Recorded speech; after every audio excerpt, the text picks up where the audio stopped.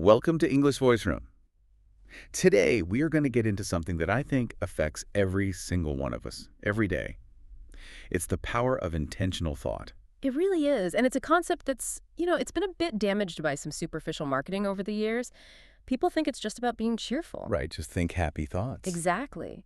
But when you really dig into it, you find it's a profound, trainable skill. It's a catalyst for action, and honestly, a foundation for real resilience. I think we all know that feeling. You wake up, you feel optimistic, and then life just happens immediately. Well, absolutely. Maybe you miss the bus by just a few seconds, or you hit that completely unexpected traffic jam, and you know you're going to be late for that big meeting. Or that one email, the one you were dreading, and it's sitting right at the top of your inbox at 8:01 a.m.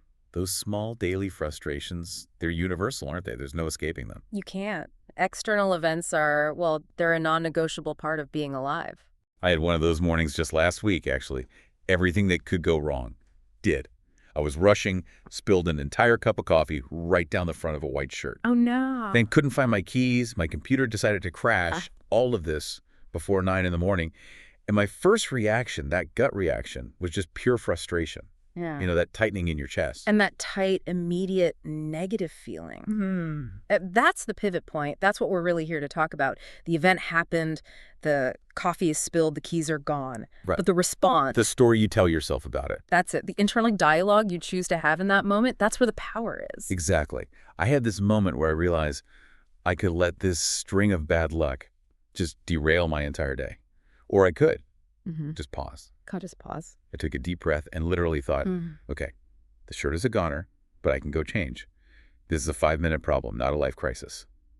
And it sounds so simple, but that little shift, it felt revolutionary. It is the ultimate choice, isn't it? Did you let the chaos define your emotional state, or did you take control of how you interpreted it? That second option, that's intentional thought. So today, we're really going to explore this, how it's not about ignoring reality, the shirt is still stained, Yeah. but about intentionally shifting your focus from the problem to, well, the solution. And how you can train your mind to handle stress better. And crucially for our listeners, how this can accelerate your ability to learn new skills.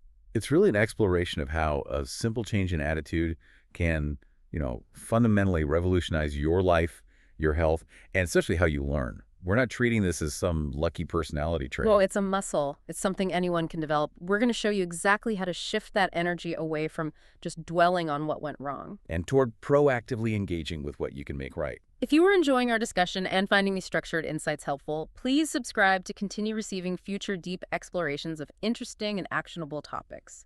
We love having you with us on this journey of continuous learning. So let's start with the absolute basics. We need a really clear definition here. When we say positive thinking, what is the core mechanism? What are we actually doing in our brains? At its most fundamental level, it's a conscious choice of thought.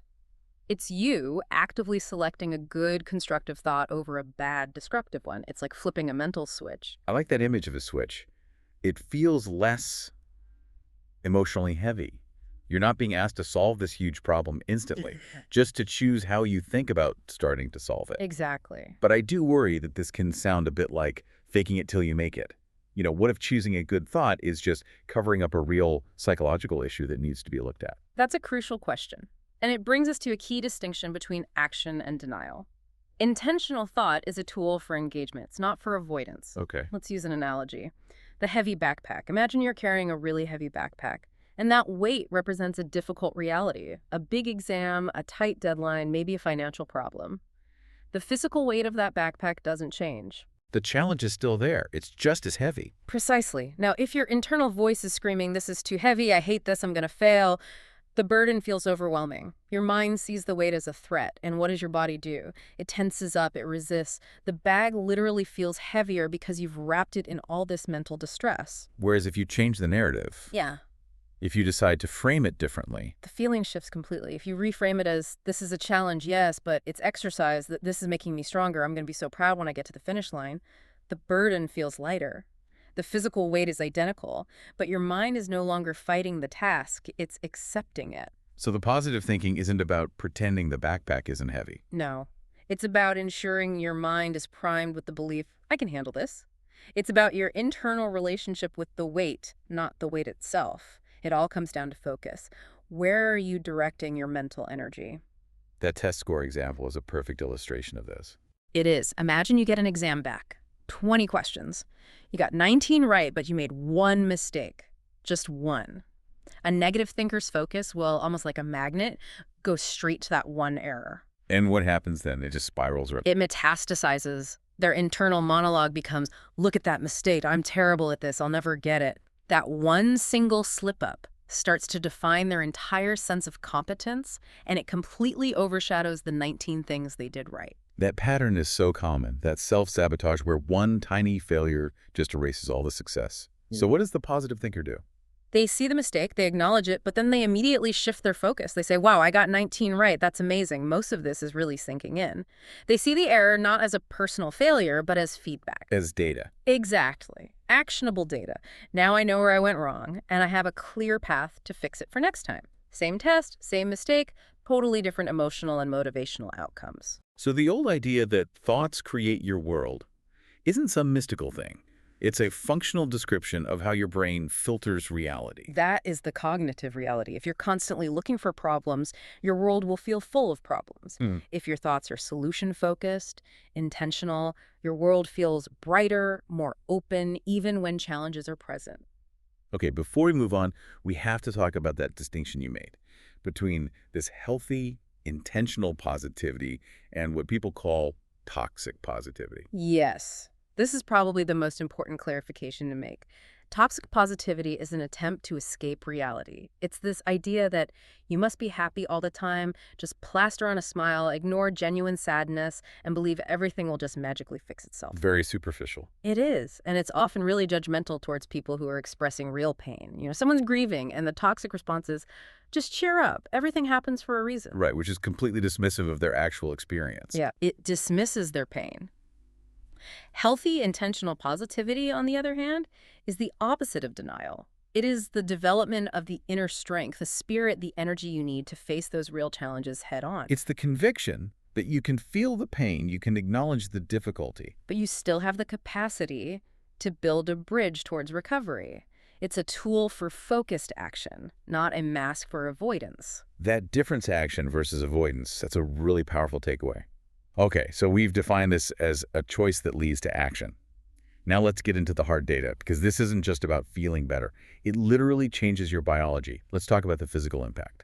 It's genuinely stunning how deeply our attitude is tied to our physical state. Right. We have to understand the mechanism. When your mind is focused on pessimism, on threats, on constant worry, your body goes into its ancient survival mode. The fight or flight response. Exactly, which is great if a bear is chasing you. Not so great if you're just dealing with a full inbox. Completely counterproductive. What happens is a process involving the HPA axis, which leads to your body producing stress hormones, most famously cortisol.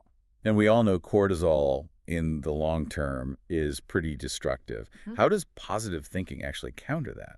Well, by choosing that positive thought, by reframing the heavy backpack as exercise instead of a threat, your mind lowers its perception of danger. And when the threat perception drops, that whole HPA axis doesn't scream emergency anymore. So body just calms down. It reduces the flow of cortisol. So we're not just talking about mental relaxation here. We're talking about a measurable biochemical change happening inside you. It's not just in your head. Not at all.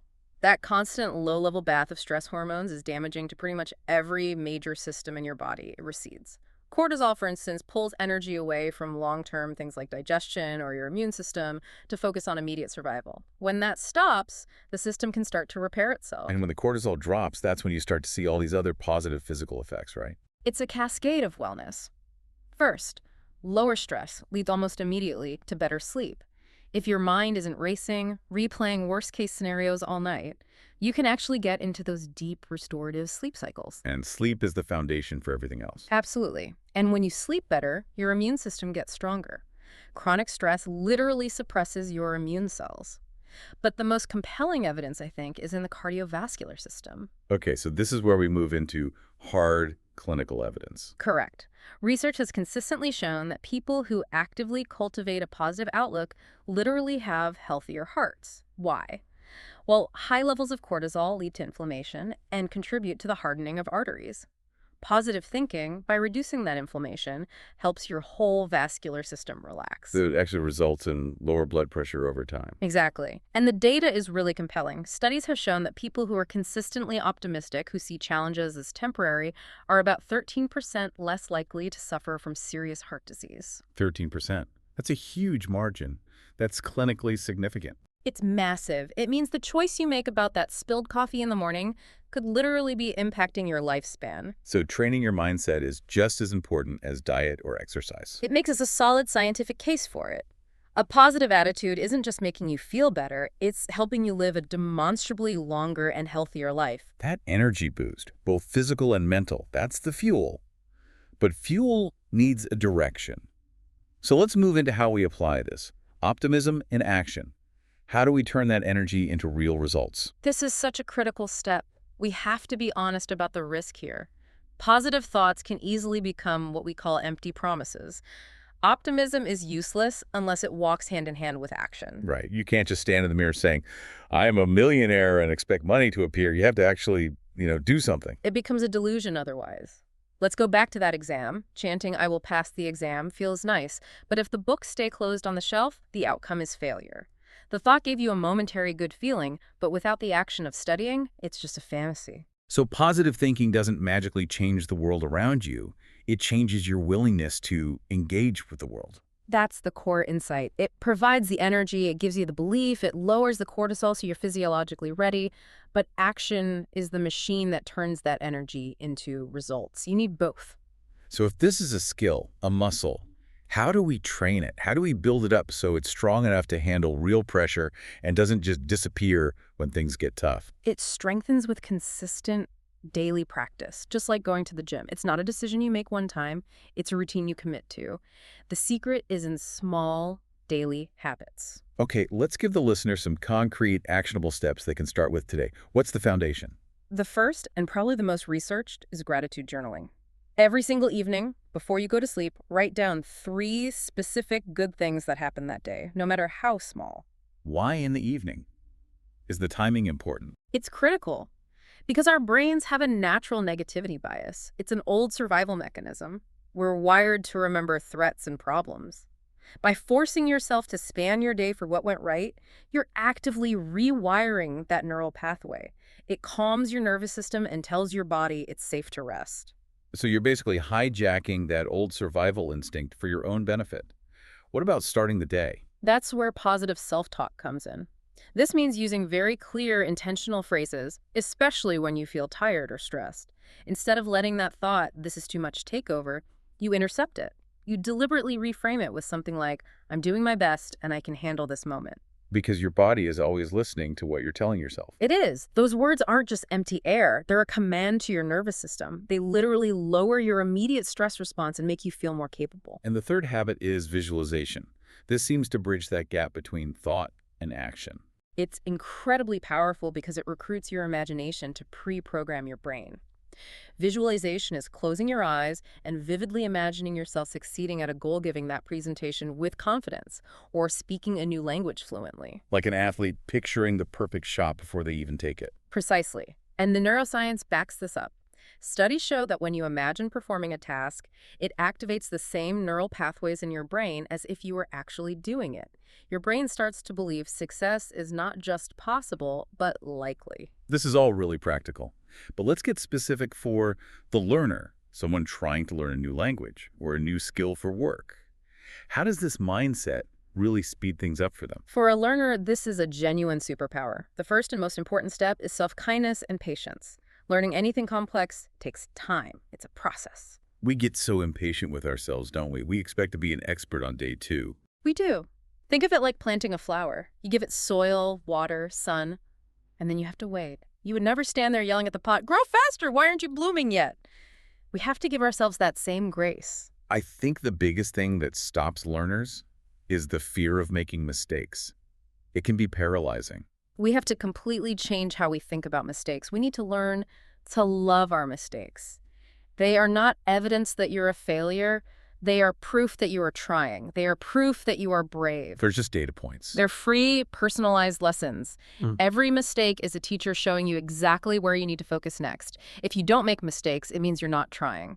So every error should be met with a mental high five and a question. Okay, what did I just learn? To stop people from feeling overwhelmed by the sheer size of what they're trying to learn, Yeah. the advice is often to break it down. Yes. Small, achievable goals are key to keeping that positive momentum. A big goal like, I will become fluent, is great, but it's too distant for a Tuesday morning. A small goal is for today. I will learn 3 new words, or I will listen to 1 song in French. Why is making the goal so tiny, so effective in the long run? Because you achieve it, and when you do, you get that little hit of dopamine, that feeling of success. I did it, I succeeded today.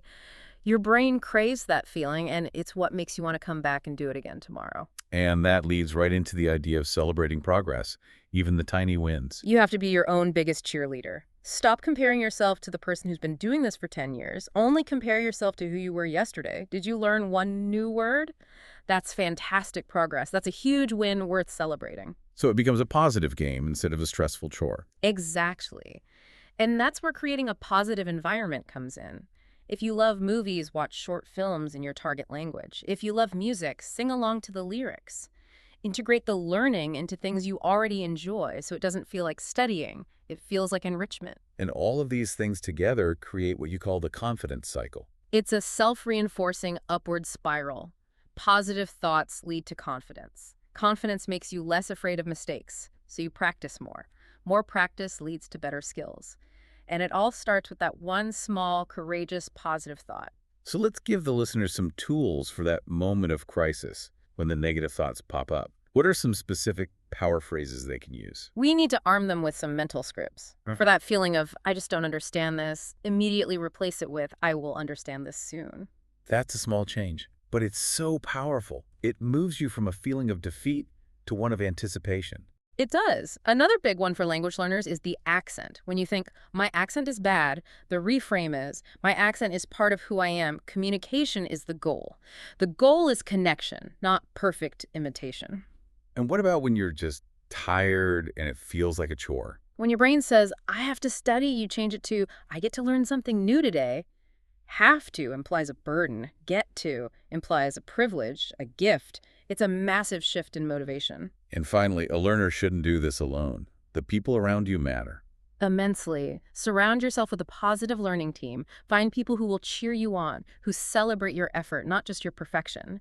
A supportive group makes the whole journey more enjoyable and sustainable. Okay, now let's move up to the highest level. We're going beyond daily habits now, into philosophy and real resilience. This is about how to handle major failures, major setbacks, and find meaning in them. This is the true test of intentional thought. At this level, resilience isn't some fake smile. It's strength that has been carved into your character by real difficulty.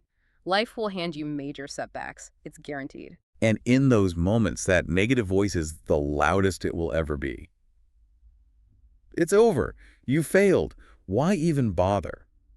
How does positive thinking fight back against that? It does it by fundamentally reframing failure. Failure is no longer the end of the story. It becomes formative. A setback isn't a dead end. It's just a long, unexpected detour. Or maybe it's a doorway you had to go through to find a stronger path. It's that classic idea of grit. It's the practical application of fall 7 times, stand up 8. That's not just blind optimism. That's recognizing that standing up again is a choice. And that choice is fueled by an intentional thought. This requires a huge shift in perspective, doesn't it? Away from the immediate pain and toward what that pain is building in you. Exactly. A resilient person acknowledges the storm. They feel the rain, they see the lightning, but their focus remains on the horizon because they know, fundamentally, that storms pass. Negative thinking builds walls around you in a crisis. Positive thinking builds bridges over the flood. I love that idea that resilient people don't just survive hardship, they metabolize it. That's the perfect word for it. They digest the pain, they extract the meaning from it, and they convert that struggle into fuel for growth. This is where psychology meets philosophy. Resilient people still feel pain, but they interpret it in a totally different way. The interpretation is everything. It is. Imagine 2 people lose their jobs on the same day. Same situation. One person sees it as a punishment. The universe is against them. The other person facing the exact same crisis sees it as preparation. The universe is pushing them out of their comfort zone, preparing them for something bigger and better. That one shift in interpretation changes their entire life's trajectory. This has taken us beyond just bouncing back. This is about transmuting adversity into meaning. This is the highest level of inner discipline. And at this level, we have to face the paradox of pain. If positive thinking is just cheerfulness, it shatters under the weight of real grief. True positivity isn't refusing to see pain, it's the profound inner discipline of attaching meaning to the struggle itself. It's asking the question, how is this difficulty shaping me into someone wiser or stronger or more compassionate? That question is the engine of all growth. Right. We use the surfer metaphor here. You can't stop the waves, but you can learn to surf. Life's turbulence, financial, emotional, physical storms, they are going to happen. The only choice you have is whether you're going to flail around in the water or learn to find your balance and ride the wave. This really brings to mind psychologists like Viktor Frankl, who found purpose in the most extreme suffering imaginable. Absolutely. He argued that suffering without any meaning is unbearable for the human spirit. But suffering with a why, with a purpose, becomes not just endurable, but a source of incredible strength. The mind transforms anguish into growth by giving it purpose. So true. Deep positivity isn't about believing that tomorrow will be perfect. Not at all. It's about cultivating the conviction that even on the darkest night, you can still see the stars. Despair and hope aren't opposites. In the journey of character, they're partners.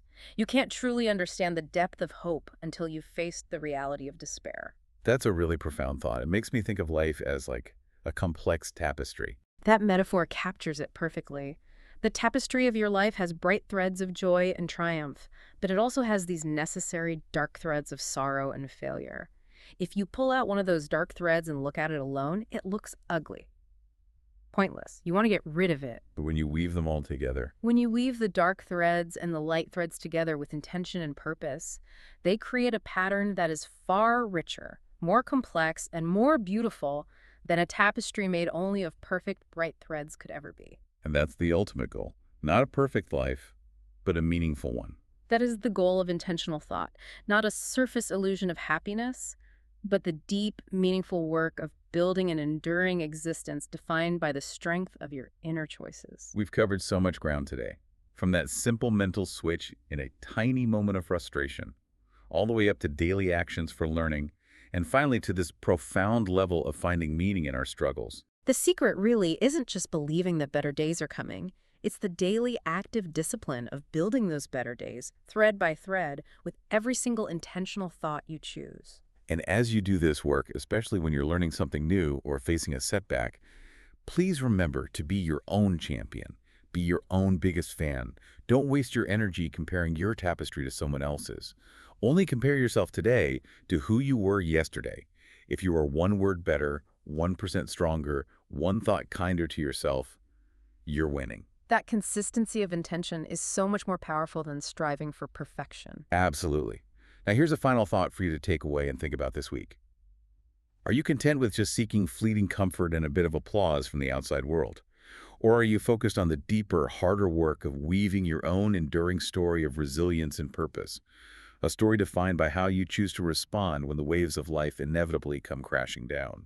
That choice between the surface illusion and the deep inner discipline is yours to make, today and every day. Thank you so much for joining us for this exploration into the power of intentional thought. We hope this gives you some real tools and a framework to start building a stronger, more positive mindset right away. We look forward to exploring the next topic with you very soon.